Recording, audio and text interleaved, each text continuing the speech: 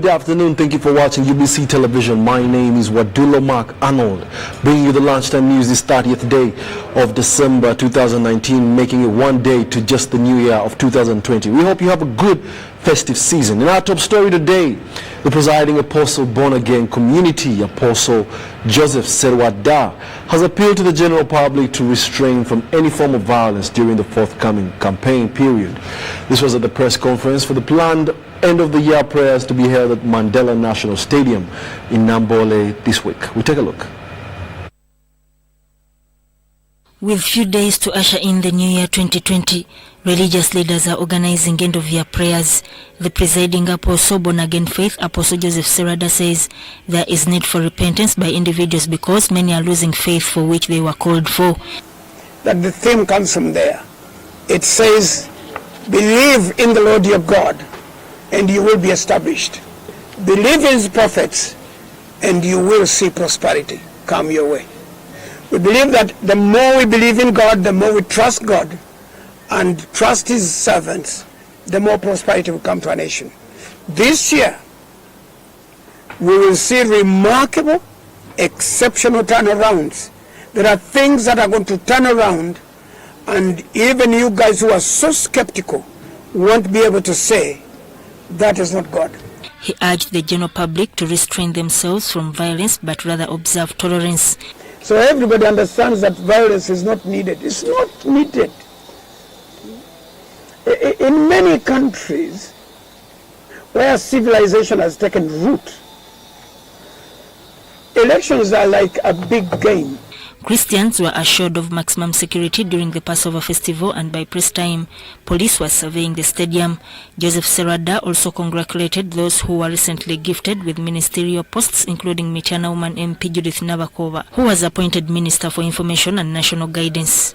I would like to welcome Honorable Minister Navakova to the ministry, and I would like to urge her to streamline the UBC Media House to make it a public broadcast house. Public broadcast.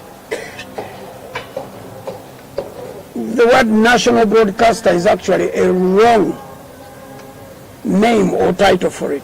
It's a public broadcast. Sudat Kai, UBC. Land is a natural resource, one of the most important factors of production in the world of economics. Its allocation, distribution, and uses is controlled by unfavorable factors, with vulnerable groups most affected. And as we hear in this feature, investment and poverty in Uganda are responsible for land wrangles, with the judiciary now at crossroads to resolve all cases related to land. Sudat Kaya with the report. He comes to me that there is a land for sale. I said, stay away, stay away. One can never miss listening to woes from persons affected by land conflicts. My lord, this title existed even before I did. It existed before you did, and that's why you are unintruded. Land disputes have affected almost all parts of the country. Elderly persons have become victims of land evictions.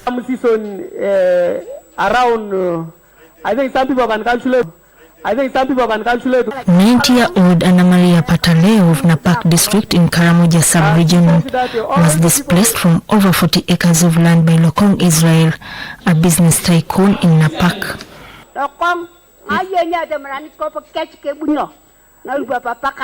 She does not remember where Lokong comes from, and she comes to anybody in the land of our father. You are the one? No.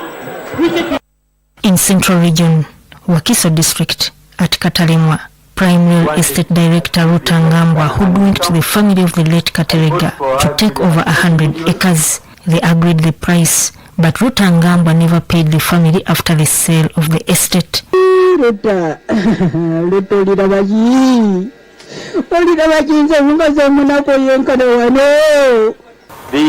Why I had an independent lawyer was give the professional advice. Where do you get this callousness to do these things? But my lord, where do you get this power? My lord, where do you get this authority? In Mubende district, an investor Abid Alam displaced tenants to start a sugarcane plantation. There was an incident of unknown thugs who went and invaded the family camp of Dr. Jacob Odong, a neighbor to the investor Abidi Aram, and destroyed a number of his properties. Many were killed and orders overbid as police turned away. We have not arrested any suspect up to now. A foreigner can own land, but not outside the city. You cannot go in a deep somewhere in Mwende and buy land as a foreigner. In Arua district, West Nile sub-region, non-documentation of land, especially for churches and mosques, is common. Therefore, many people have lost land, as allegation of witchcraft takes center stage. You know, when they say you're a witch, first of all, you become, I want to say, powerless. Everybody actually deserts you.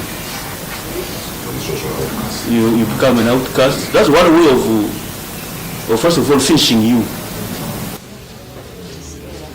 All documentation is delayed, with many land titles displaced. The poor citizens suffer. Ugandans, do you think the area land boards should continue? Do you think the district land boards should continue? Is there something else we can do instead?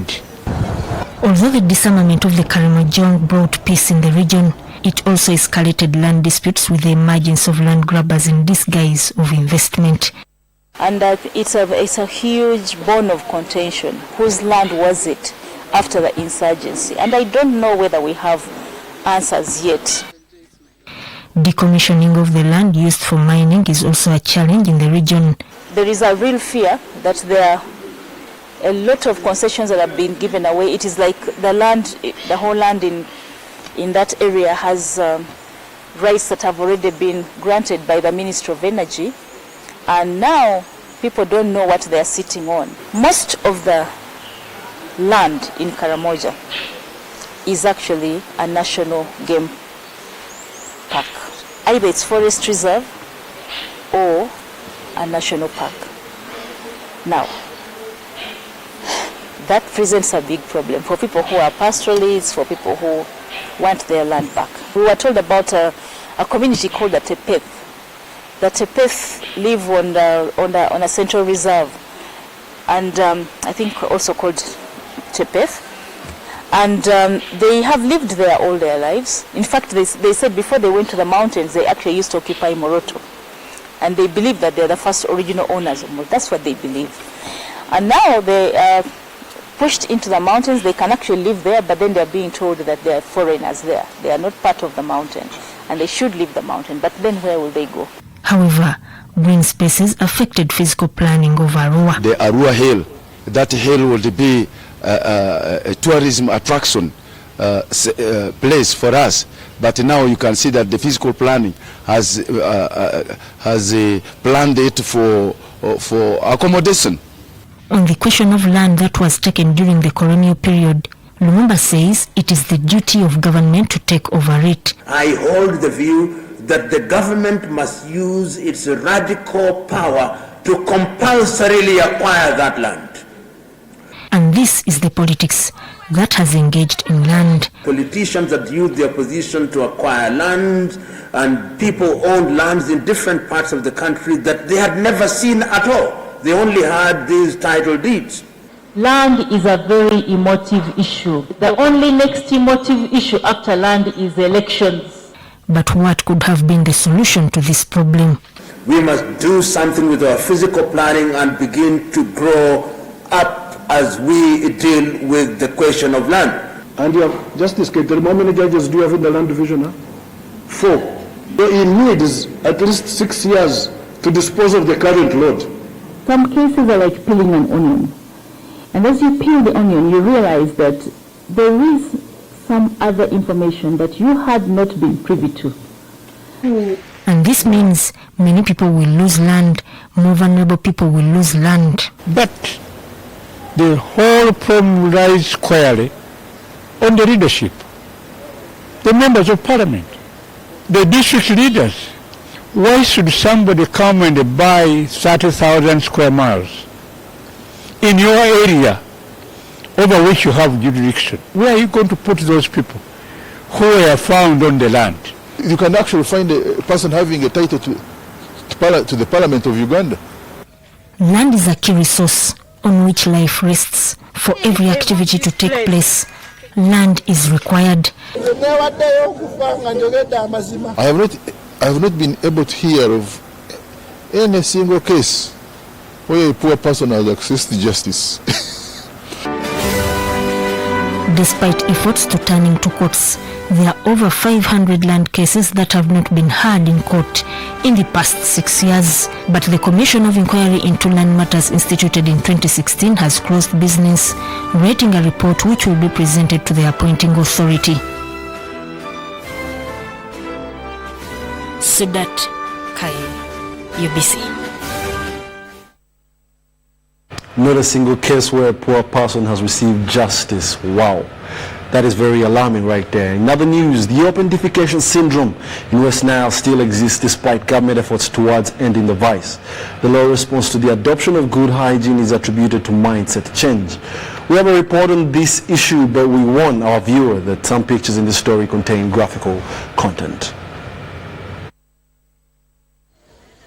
Traditionally, children practice open defecation in the presence of their caretakers, who in turn clean them. It used to happen those days that when you visit a latrine or a bush, somebody will just squat on the ground and then brush the buttocks forward and backwards, assuming that the other point is clean. You know, the other point. This practice makes kids vulnerable to diseases, but many people remain ignorant on the matter. Actually, it aggravates the problem. First of all, you allow the anal area to even be accessed by so many other organisms or injury because you're doing it on the ground. You're rubbing yourself on a surface.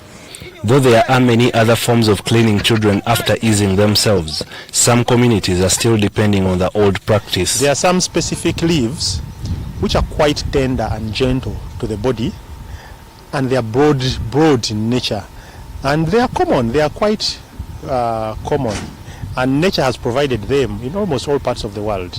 So those ones are the first ones, and they are very good because first of all they are biodegradable. But also this varies from community to community because there are communities that can afford toilet paper, there are communities that can afford the leaves. So we still believe that the community members should use an affordable anal cleansing material. A number of people utilize the absence of probing eyes to ease themselves in inappropriate locations like corners, fences, dark points, bushes, and behind buildings, thereby promoting open defecation. Open defecation is occasionally practiced along highways, yet these are the same points where it's sold. Usually such kinds of emergencies come through the things that we eat that lead to those acute disturbances of the gastrointestinal tract. But otherwise, if you're healthy, you can time yourself and say, I'll be defecating once every day or twice every day. By the way, you can even induce defecation. And in those places, there are some gazetted areas where you get latrine. And if you feel that you are badly off, as a human being, you can alert the turnman and signal the driver. That's where you can get off and ease yourself in a gazetted place. So instead of leaving the feces in the open there, and this feces will be washed by the the storm water down, or the flies can carry all the way from there up to your home, you rather bury. And that's why they say don't leave any feces, whether for a child, in the open. The situation gets worse when there are no hand washing and cleansing facilities. The walls get nasty. The Public Health Act is in place to guide the erection of latrines. Yes, it is true. The Public Health Act makes it mandatory for everyone to have a latrine. However, it does not make it mandatory for everyone to use. And therefore, a person may have a latrine, but using it is a challenge. Moyo District Health Inspector Lomorechu Dominic urges leaders to sensitize their communities on the benefits of good hygiene. Our political wing is totally in support of this because they are not exempted from eating feces. And if anything, they are greeted more. So if you are a politician, you are a leader of whatever kind in the community there, you know that if you don't take this practice up, this fight against open defecation, this to ensure that Uganda is free of open defecation, I tell you, you'll eat more feces, because everyone greets you with the double hands, and you don't know where they come from. Situations where people feel convenient operating in a contaminated environment is just a matter of mindset change. Hygiene and sanitation is not a concern of one person. First of all, let people understand. If people can be able to understand fully that really defecating in the bush can cause problems, you see that, can cause for us diseases, which diseases at the end of the day, treatment will be very costly. Some areas of Maracha and Moyo are declared open defecation free. Those are situations in Pakwach is worrying.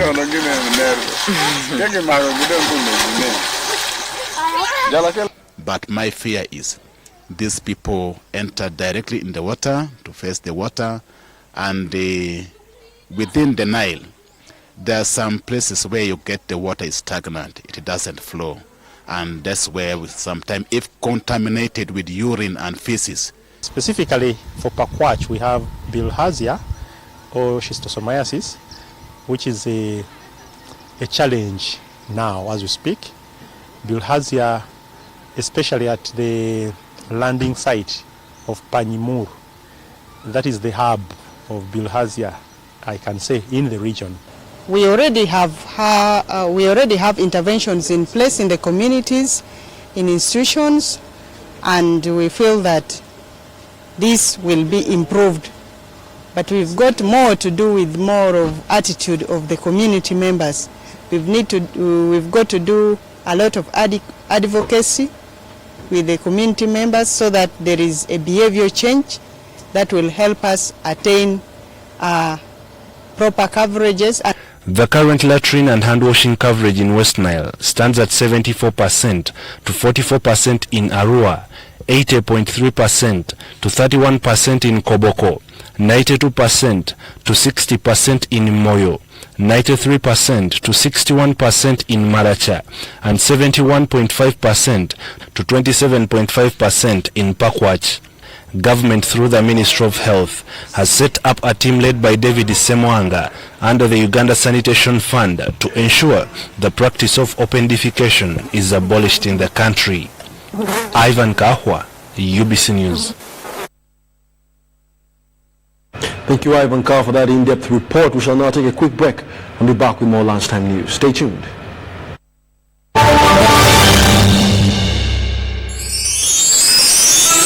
This festive season, enjoy great value from Airtel with the all-new My Pakalast combo offers. Yes! We have customized especially for you the best deals on minutes, data, and SMS with our 3-in-1 My Pakalast combo to give you the best value as you stay in touch with friends and family this season. To activate My Pakalast voice combo, dial *100*2*1# to get started. Airtel, the smartphone network.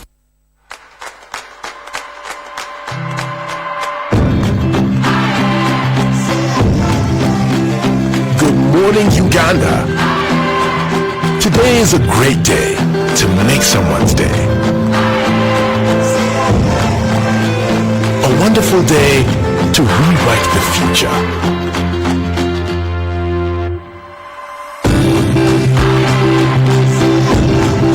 Today is a beautiful day to light up their world.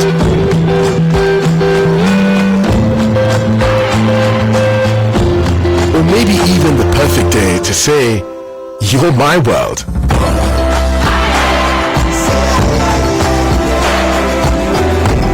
A marvelous day to make a brand new start.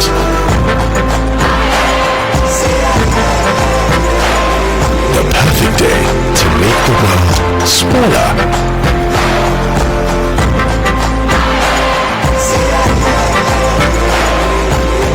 Uganda, today isn't just another day.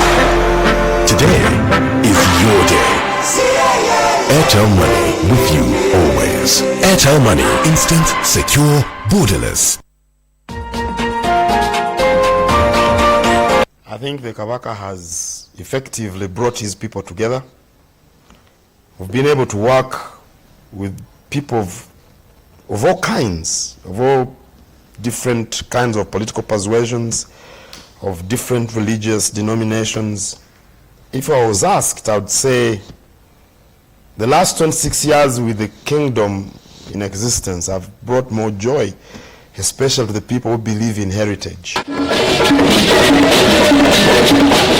Government owes us a lot of money, a lot of things. We continuously engage government. I think it's the best method. But I think these things should be gotten out of the way. But we continue to engage them, and fortunately, the kingdom is here eternally. So we shall get them whenever we get them.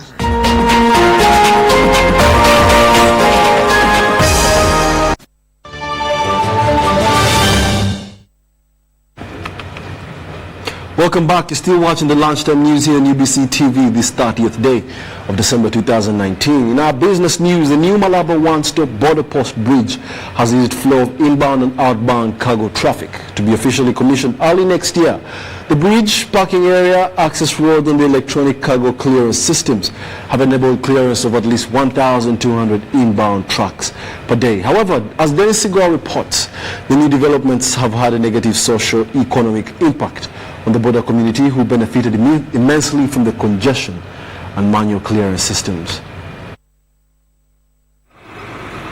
Malaba one-stop border post located in eastern Uganda is the biggest entry point of cargo destined for the country and through the country. On average, the border post clears at least 1,000 to 1,200 incoming consignments in a day. Previously, before we had this exit road, we were sharing the same road. Meaning in certain incidents where you are seeing a breakdown, it means now cargo which is going wouldn't be going. But because now incoming cargo is separated from outgoing, we are able at least to proceed. As you see on my right, now this is the outbound road, which we call exit road, export road, or outbound in simple language. Although the OSBP has been operational since 2015, challenges that impede the great achievement of the one-stop border post concept still exist. The building is on. We are sharing offices with our counterparts, that is KRA and all other agencies of KRA. We have sitting officers who sit in Kenya. We also have sitting officers of Kenya who sit here in Uganda. So as far as the concept is concerned, the concept is operational. But as far as infrastructure is concerned, it's not yet complete. In the recent years, government of Uganda and Kenya, with the support of development partners such as the European Union, World Bank and DFID, have invested a significant amount of resources in upgrading these border posts to international standards. I'm standing in between two very important pieces of infrastructure. On my left hand is the old Malaba Bridge, and on my right hand is the new Malaba Bridge. The users of that old bridge will tell you that it was a nightmare, but this one has really sorted out some of the major inefficiencies that were being experienced at this one-stop border post. Currently, Trademark East Africa, with funding from United Kingdom's Department for International Development, DFID, is funding the construction of a new wide parking area and the construction of a new inbound and outbound access roads at a tune of $2 million. The data given to us by URA shows that trade has more than doubled within the last 4 years because of this facilitation and this engagement between the two parties.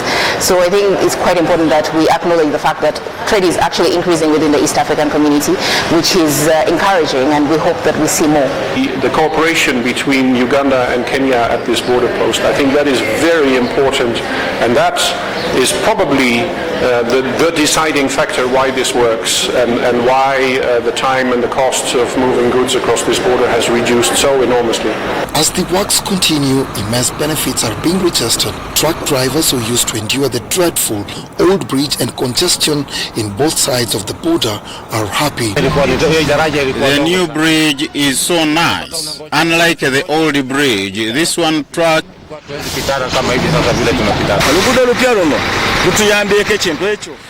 bridge is the best. It was difficult to use the old one because it was slippery and too rough. However, the state-of-the-art OSBPs have in contrast affected livelihoods and is seen by the border community as an impediment to their socio-economic well-being, says Edmund Utebemberwa, a Uganda Revenue Authority customs supervisor. Business, if someone was taking here 2 weeks, he was splashing money all over. Hotel, accommodation, bars, restaurants, shoe shiners, all businesses are booming. But now that client who is to come and cause inflation, you are saying do not stop. It means it becomes bad news to the community.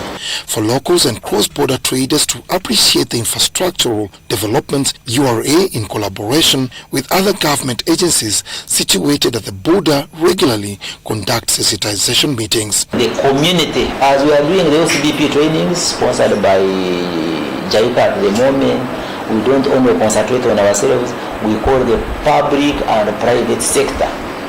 We call the LOCs, right away, LOC 1, LOC 2, the council, the mayors. We know the moment we preach the gospel through them, they will be the best people to go and put it down.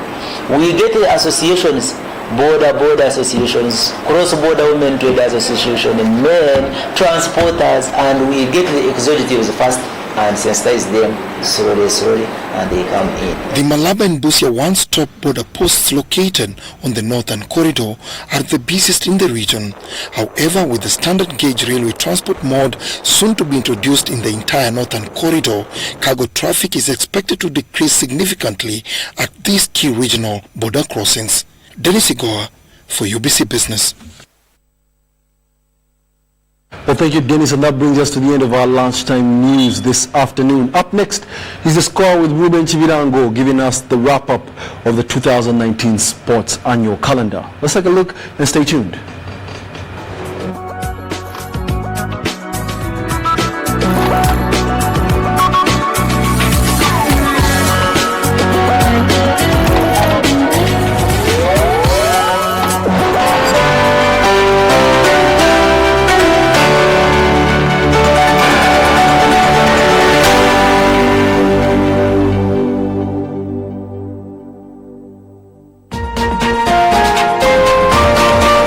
I think the Kabaka has effectively brought his people together. We've been able to work with people of all kinds, of all different kinds of political persuasion.